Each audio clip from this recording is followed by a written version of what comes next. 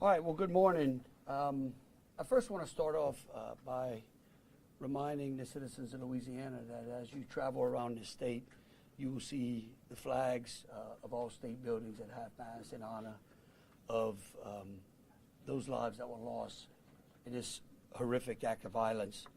I also think that it's important to remember that what happened yesterday was akin to those who are old enough to remember jigsaw puzzles, and that you would take 1,000-piece jigsaw puzzle and you empty the box, and you've got to start sifting through those pieces, and you want to start, if you're real good, you start at the corners, right? Try to put your corners together.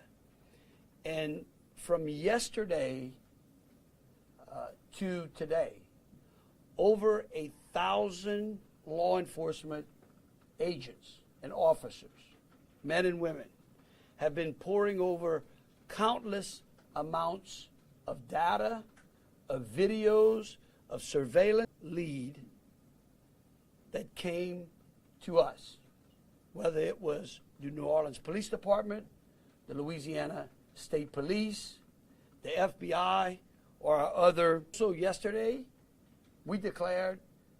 I issued an emergency declaration. That declaration was meant to streamline resources and communications between state, local, and federal partners. And we're seeing the results of it. I also would like to remind everyone that what's going on in this city and this state is twofold. We've got an active criminal investigation going on, while we're also continuing to secure the city in preparation for 3 o'clock kickoff time for the Sugar Bowl.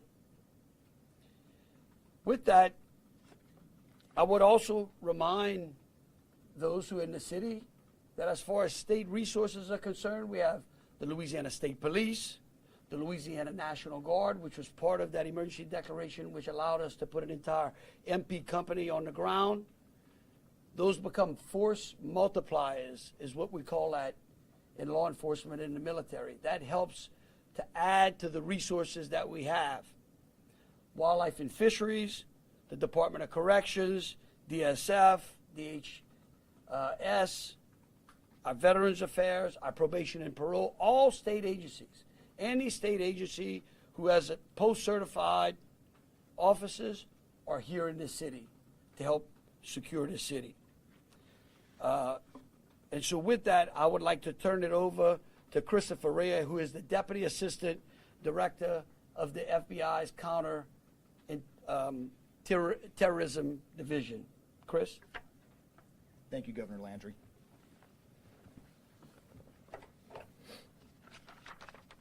Good morning. I am FBI Deputy Assistant Director Christopher Rea. I'm from our Counterterrorism Division at headquarters.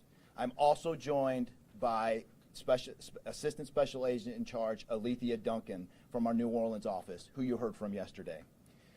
I'm here to discuss not only the latest investigative information we have here in New Orleans, but I'll also let you know about other investigative activities outside of the state. I first, and most importantly, want to send our deepest condolences to the victims of this horrific attack and their loved ones. 14 innocent victims were killed in this senseless attack, and at least 35 are injured. We cannot ease the grief people in this community and across the nation are feeling at this time, but rest assured, we stand with you and in support of you. All the resources, and I'm going to go into that a little bit later, all the resources of the FBI are being focused on tracking down every piece of evidence, every lead, every interview, every potential lead we've got. While I won't be able to answer all your questions today, my goal is to be as forthcoming as possible with you on what we've uncovered so far. First and foremost, let me be very clear about this point. This was an act of terrorism. It was premeditated and an evil act. This was obviously a critical incident And with that, lots of information and tips come pouring in from law enforcement, first responders, and the public. We have been aggressively running down these tips and information, as you all know, until every lead has been followed through on. This investigation is only a little more than 24 hours old. So I ask you to keep in mind that as I go through some of the specifics later. But at this point, currently, and this is another fact I want to be clear on, we do not assess at this point that anyone else involved in this attack except for Shamsuddin Jabbar, the subject you've already been briefed on. A little bit about what the FBI is doing. So we are surging people and assets to the area from across the region and across the nation. Special agents in multiple field offices across the country have been deployed and are assisting with potential aspects of this investigation and following up on every lead. Additional teams of special agents, professional staff, and victim specialists continue to arrive to provide more investigative power and assistance to the victims and their families.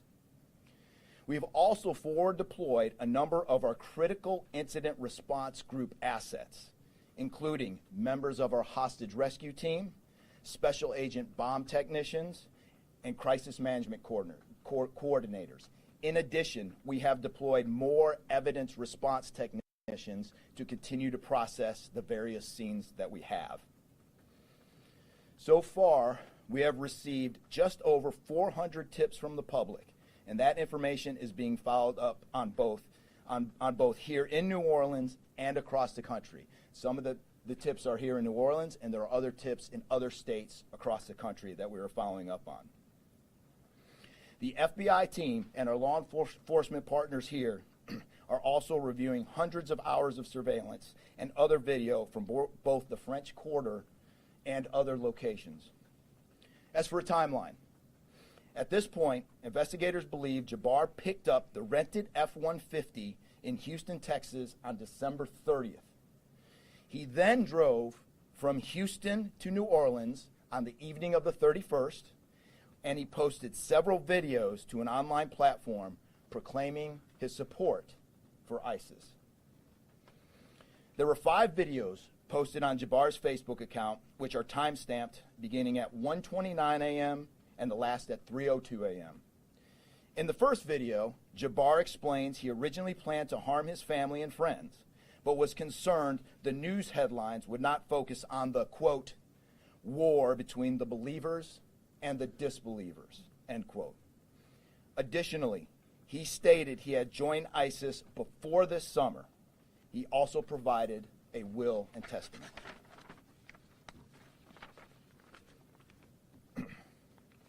FBI and ATF. We have a couple different scenes at the location. We have released the scene at Bourbon Street. That scene has been released. We also have a scene off of Mandeville Address where we're currently searching that scene right now. FBI and ATF agents have secured that house, and that location is being searched for potential evidence. On New Year's morning, Jabbar opened fire after ramming through a blocked-off area of Bourbon Street, used his truck as a weapon to run over the victims. Teams of specially trained victim specialists, again, as I said, are on the ground here in New Orleans, assisting survivors of the attack and loved ones of the deceased. We do not believe the public is in any danger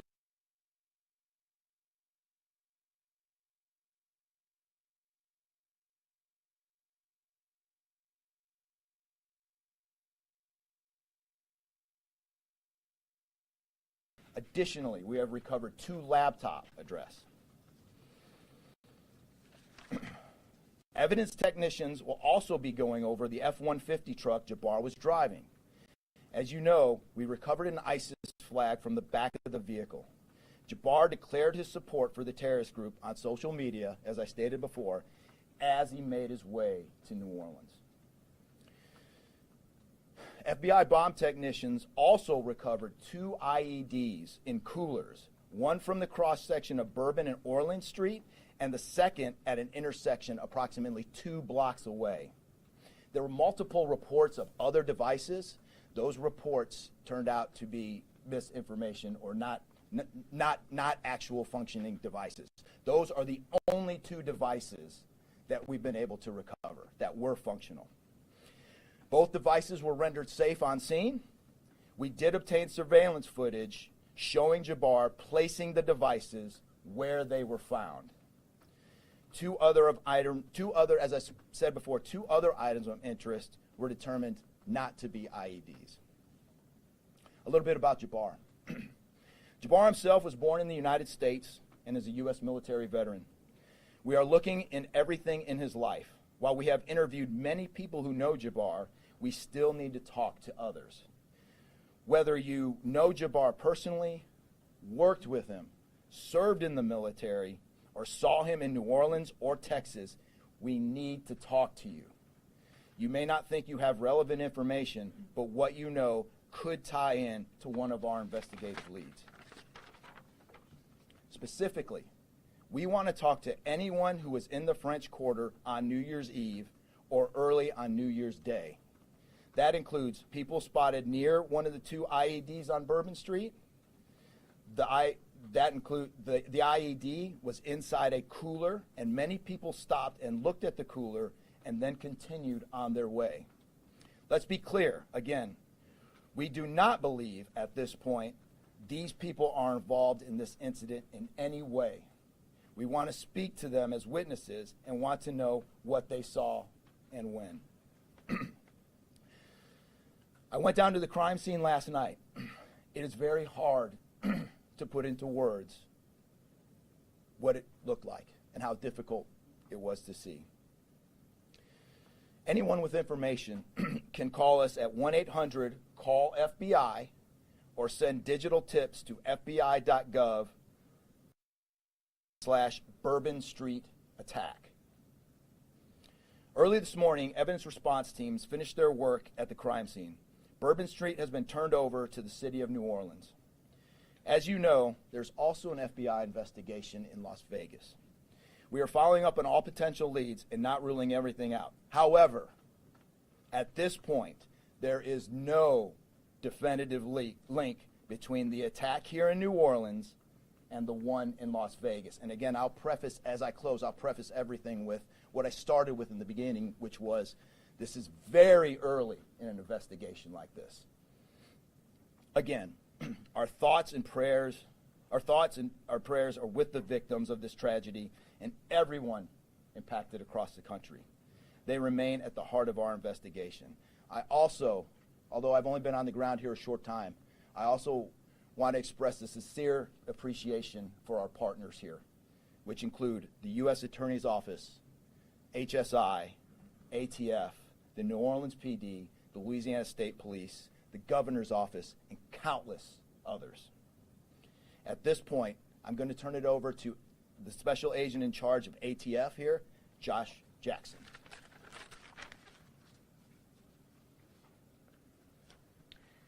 Hey, good afternoon. As stated, my name is Joshua Jackson. I am the Special Agent in charge for the ATF New Orleans Field Division. And ATF's primary mission is preventing, reducing, and solving violent crime throughout the United States and abroad. Solving part is the focus of this investigation. ATF resources that have been brought to bear to the city and to focus with our federal, state, and local partners have been our national response team. We spoke about the scene that's still being processed now. The national response team of ATF is a team of certified fire investigators, certified explosive specialists, fire engineers, electrical engineers. These folks will give us additional investigative leads to help the investigative team identify what happened at the location in Mandeville and identify how that fire started and move the investigation forward from there. Additional resources that ATF has brought to bear into the city is our ATF Special Response Team. This is a tactical team capable of handling today. This team is also made available to the Louisiana State Police and also New Orleans Police Department to assist with any efforts that they may have during this period.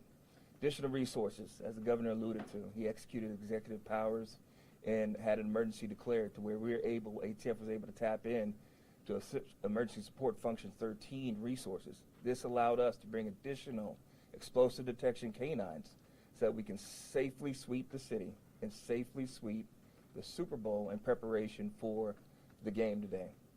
These resources will still be in the city as we lead up to the Super Bowl and through Mardi Gras. These type of ATF resources will be here. The last resources the ATF has brought to bear, and probably the most important one, is our victim witness coordinators. These folks come in and they provide resources to the victims and the family members that have suffered greatly during this tragedy. The entire city hurts, but the victims and the family members are in need of resources and care long after this investigation wraps up. This time next year to be hard for the families and friends who suffered during this event. So our victim witness coordinators are working with the FBI, the City of New Orleans coordinators to provide resources to these folks out here. And as we move forward, ATF will be committed. We will work with the investigative team moving this investigation forward, but also we'll be here to make sure the city is safe and prepared as we move into the Super Bowl. And with that, I'm going to turn it over to our mayor of this great city, New Orleans. Madam Mayor. Thank you so much. Well, good morning once again.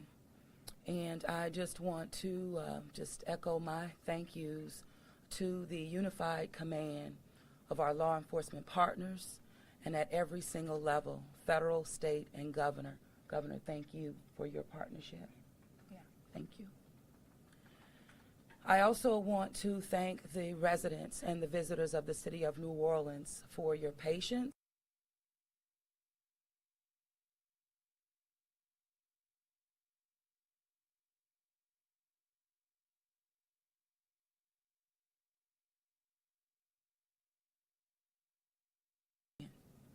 And as I stated on yesterday, my focus in terms of a priority, heard that yes, the FBI was able to clear Bourbon Street.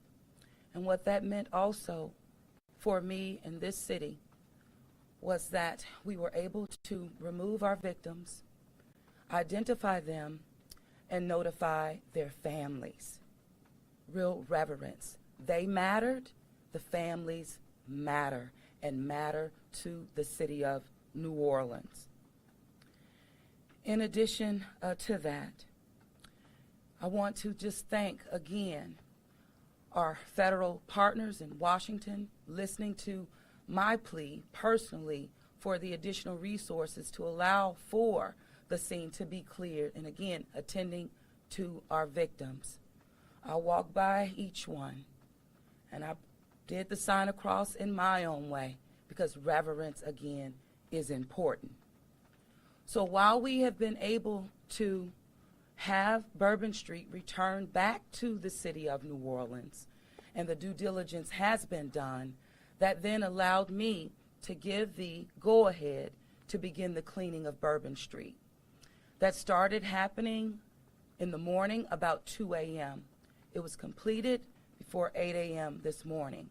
But that has really set the tone, I would say, and with the confidence that I have in the law enforcement partners, all of the resources that have been activated, how we have made sure that safety continues to be our top priority, how our assets have been deployed strategically, again, for the safety and the protection of our visitors and our residents in the city. And because of that, the confidence is there to reopen Bourbon Street to the public prior to game time today.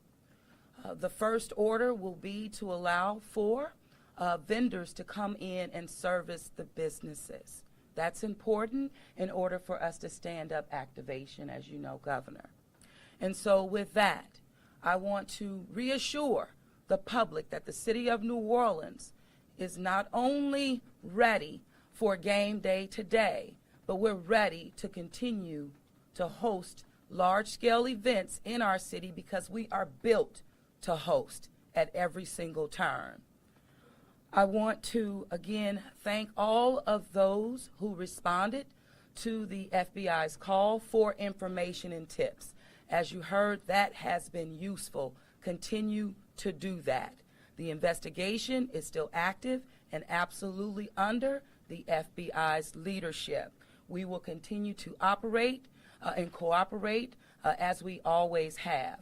So I want to also thank all of our partners for the added resources for victim and crisis management. We know that that's again important. Working with our partner, the Greater New Orleans Foundation, we have set up a fund for our victims' families for not only today but into the future. As you heard, this is going to be a long process for our people. So with that, the city of New Orleans, and with all of my confidence, we are ready. And we could not get here again without the unified presence, support, and cooperation. We are stronger together. And I want to say again, thank you so much. Thank you, Governor.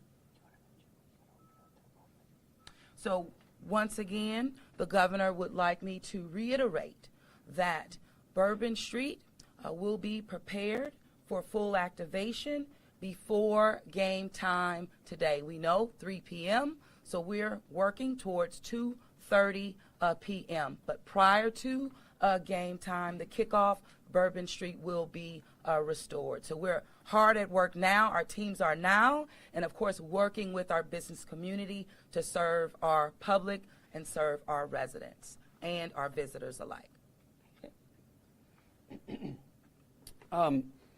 In closing, I want to rest people assured that right now in the city of New Orleans, there is an unprecedented amount of law enforcement resources that are being utilized to close out and to hunt down and to finalize this investigation. I want to thank the FBI and all of our federal partners for the amount of resources they have poured into the city. This type of event can happen in any city. And that's the tragedy of it. And I think it's important for people to understand that to protect our citizens in America from evil, you have to crush it. You can't go out there and placate it. You can't go out there and say, oh, I'm going to put this in place and that in place and hope that evil doesn't show up on your doorstep, because it will. You have to crush it. And that's what we're going to do here. We're going to put it all behind us. We're going to continue to keep the victims, those that are in the hospital, either fighting for their lives or trying to recover, in our thoughts and in our prayers. But you know, this morning, and I don't want to single out just one news source, but I just happened to turn on Fox and Friends, and there was a young man who was interviewed who was actually on Bourbon Street during this horrific act of terrorism. And they closed out by asking him, what now? And I think he summed it up. He said, look, we can't live in fear, because fear will paralyze us. He said, we come down to the city to enjoy ourselves and to entertain ourselves and to be with our friends and with our families, because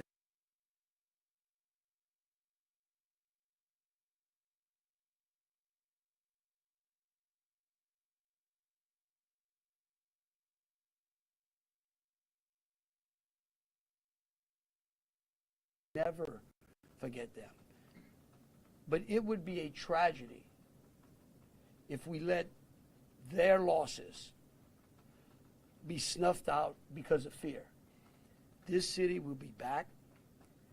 We will be open to family and friends and loved ones who want some time to relax from the pressures of life.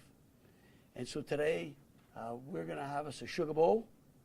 We're going to enjoy ourselves. We're going to keep those, again, who have lost loved ones in mind, and we're going to get on to the business of this city and this great country. With that, I'll take any questions. Governor, this is for you and the Assistant Director. The message has really changed since yesterday. Yesterday, the FBI said that people should be vigilant, that he did not act alone, that he likely had help, and now you're coming out the very next day and saying he was a lone wolf, everything is safe, the game moves on, everybody has a good time. How can you be so sure just 12 hours later? Well, we're going to bring him up. All right, but here's what I want to remind everyone. Like I was a deputy sheriff. Right, I worked in a jail. I worked on the street. I worked on the interstate. I served warrants. I can tell you. Look, in today's world, I get it. Information, we get information like that. Everybody lives in a 15-second TikTok video. We think that life operates like it does on our phones, and it just doesn't. Information changes. In fact, that's why we ask the media for patience. We get information, like I said, no one dumps 1,000-piece jigsaw puzzle and puts it together in 5 seconds. Okay? And what I would tell you is that I appreciate the fact that what we did was we're under-promising and over-delivering today. And I think that's important. And I want to remind something. Look, because over the last decade, law enforcement has taken it on the chin, unfairly. And there are great men and women serving in the FBI, in ATF, in Louisiana State Police, in New Orleans PD. Our sheriffs have been unbelievable in this. And I tell you, they want to protect you all. And we have to trust them. And sometimes the information we put out, we end up finding out that it may be incorrect. But guess what? What we're doing here is something that I think is important. It's called transparency. And look, something may change again. Here's what I do know, though. Right now, this is one of the safest places on earth. That doesn't mean that nothing can't happen. Thank you, Governor. And to echo exactly, I think the Governor put it eloquently, as could be said. In a lot of these instances, I also had the opportunity to deploy to Boss Bomb, and I will tell you this is almost carbon copy to Boss Bomb as far as the inaccurate reporting that comes up. And what the Governor said is we want to be transparent with the public. Years of the FBI not being transparent, we're being as transparent as we possibly can. Unfortunately, as we're being transparent, unfortunately for that, there is some information that we have to go back and recorrect. And in this particular incident, you heard the resources that we've brought, that the other state and locals have brought. We've had 24 hours now to go through media, to go through phones, to interview people, to analyze those videos, analyze other databases. And after all of that, there's been hundreds and hundreds of leads done just in 24 hours. We're confident at this point that there is no accomplices. And I'll give you an idea of how that information sometimes, a lot of the early reports came out that there were extra people that were setting the coolers down, right? It turns out those were just patrons on the street that were looking inside the coolers, right? Well, we didn't know that at first, so we had to kind of track all that down and put that to rest. So that's just an example, one of the pieces of information, but there were other pieces of information that after we got our feet under us a little bit and on the ground here, we were able to put together a much more accurate picture of the subject and his attention. The updated death toll, we just wanted to double check. Yes. 14, not 15? Yeah. Sorry, 14, and then the shooter himself would be 15 total, to include the shooter. And Were the IEDs pipe bombs, and have you discovered a remote detonator anywhere? And you said that you have surveillance footage of the suspect planting those IEDs. What time roughly were they planted? Yeah, those roughly a couple hours. I don't have the exact times in front of me. A couple hours prior to the attack, probably after midnight. I want to say 1 or 2 in the morning, but I can't. Left the area and came back. Correct. That's our assumption now. I mean, we still have a lot to work through. We're getting more surveillance video and everything else, but that's the assumption. Was there Where sweeps did they being say done Vanderbilt? on Bourbon Street? Would there have been canines out on New Year's Eve? Would there have been bomb sweeps done? Look, I as part think- of the regular precautions? Let me just say this, and either Joe or Rob will correct me. Look, a bomb dog doesn't operate like a drug dog, right? On Bourbon Street, there's a lot of senses, right? A lot of smells. I don't think you can run a bomb dog down Bourbon Street with thousands of people there and be able to sniff out a bomb. What we've been doing, what they have been doing, is certainly a complete sweep of the quarter because of the limited amount of traffic that's been out there. Let me just say this. I think this may help. It would be my hope that as some additional time goes through, maybe closer to maybe the beginning of next week, we will, if we've got it to what extent buttoned up as we could, I would work with the FBI and the city, and maybe we can come up with a timeline to be able to get you those informations, kind of walk everyone through from day one through. I think it's extremely premature, and you're really putting us on some speculative grounds to ask some of those questions, because again, it's only been 24 hours.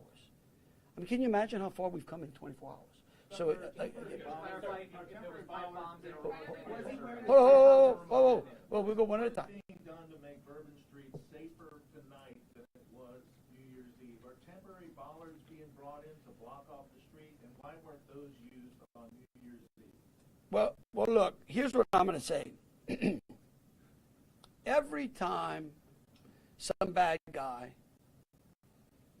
does something like this, there's what we call an after-action review. We have reinforced the area of assets. I personally, it's up to the city or other. I don't like to give specifics because I don't like to tell the enemy what we got. But I can tell you we're in better shape than we were before. We have time for 2 more questions. Can you speak to the Mandeville scene? Say- Can you speak to the Mandeville scene? And then we'll go to you. Some neighbors at that site told us they smelled smoke early in the morning. Was there a fire there? Any kind of burning happening? Yeah, Do you great. still believe that fire happened after the suspect was killed? That's correct.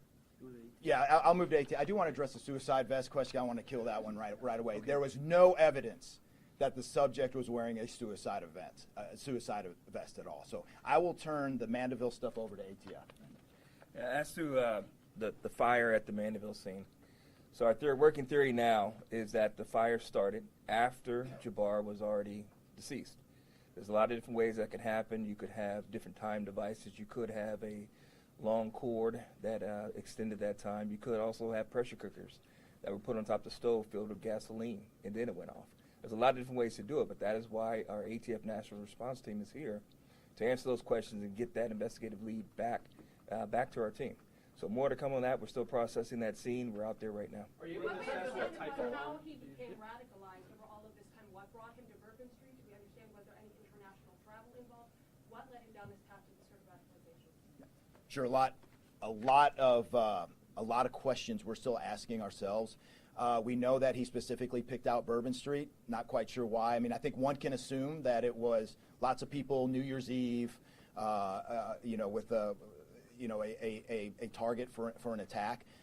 That's the stuff in the coming days as far as that path to radicalization that we're really going to be digging into and making a priority of. So what I can tell you right now is that he was 100% inspired by ISIS, and so we're digging through more of the social media, more interviews, working with some of our other partners to ascertain just how to ascertain a little bit more about that connection. Oh, we're gonna do one more. Kate. Right there. You've had your hand up for a while. Yeah. Sorry. Thank you, I appreciate it. Yeah. It's actually for Special Agent Ryan. Sir, I prefer those. I'm not sure. In order to reassure people, would you be able to explain the analysis and evidence that has led to this most recent understanding that he was a lone actor and that there is at this point, at least from your understanding, no further danger to the public? Sure. I think a lot of that, multiple interviews, the hundreds of interviews that we've conducted so far, the social media review that we've done of his accounts, by my count now, the 5 devices we have, the 3 cell phones and the 2 laptops, been able to initially triage or go through that, and there is just nothing to indicate through call records, through anything on those devices, through interviews, through anything in our systems that he was aided in this attack by anybody. And again, I have to caveat, like the governor said, it's just 24 hours into it. And that could change, but right now we've got a much better picture and much more confidence on what we were dealing with than we were just 24 hours ago. All right, look, thank y'all so very much. Again, we are going to try to get y'all as much information as possible. So, any Any additional information will be put out through press releases. Thank you so very much. Board, are we going to be making Bourbon Street a pedestrian only, or are we going to be allowing cars to drive over?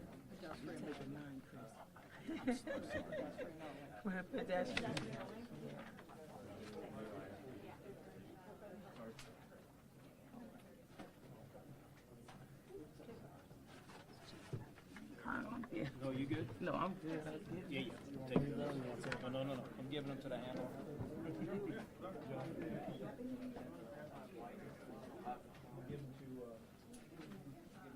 On the stand or not?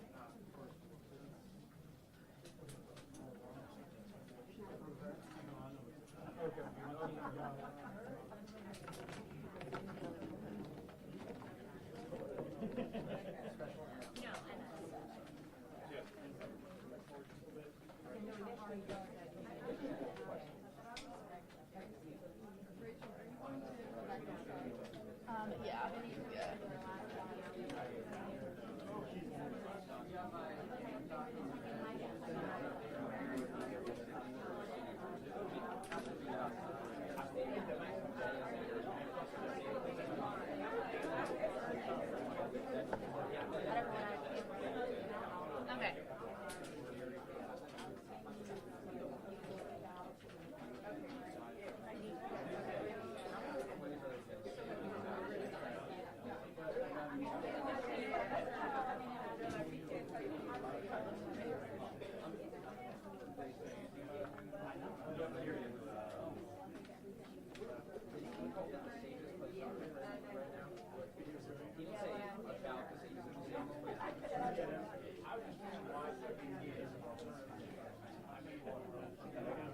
Yes, I hear you.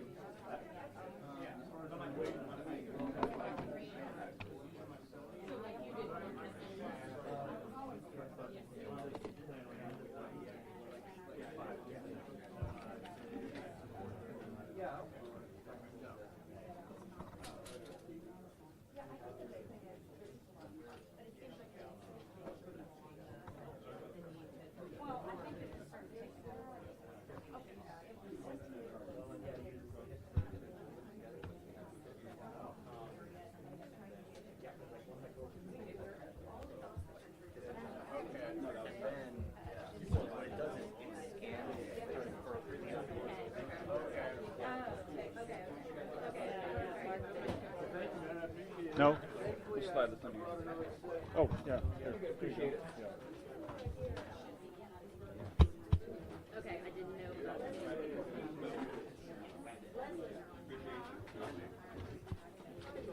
Hey, Rob, how are you? Who is this? It's his in the